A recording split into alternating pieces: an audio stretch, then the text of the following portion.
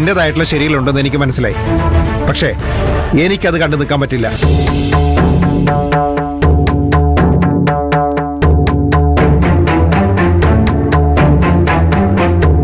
നമ്മൾ പരസ്പരം ഈ വിഷയം പറഞ്ഞ് വഴക്കൂടുന്നത് എനിക്കിഷ്ടമല്ല. നീ മഹിമേനെ കുറിച്ച് അന്വേഷിക്കാനാ വന്നതെന്ന് എനിക്ക് മനസ്സിലായി. അവളുടെ കാര്യം നോക്കാൻ ഞാനും അമ്മയും മഞ്ജുണ്ട്. നീ വെറുതെ ബുദ്ധിമുട്ടണമെന്നില്ല.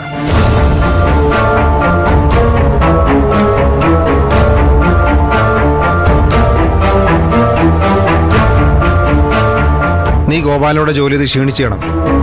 വേഗം വീട്ടിലേക്ക് പോകാൻ നോക്ക്.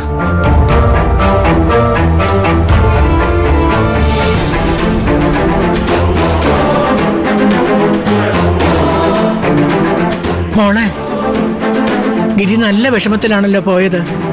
നമ്മൾ പറഞ്ഞത് കുറച്ച് കൂടി പോയോ?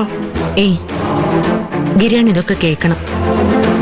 ഇങ്ങനെ സത്യം മുഖത്ത് നോക്കി പറഞ്ഞാൽ മാത്രമേ ഗിരിയേട്ടൻ ചെയ്യുന്ന തെറ്റാന്ന് മനസ്സിലാവും. ശ്ശോ.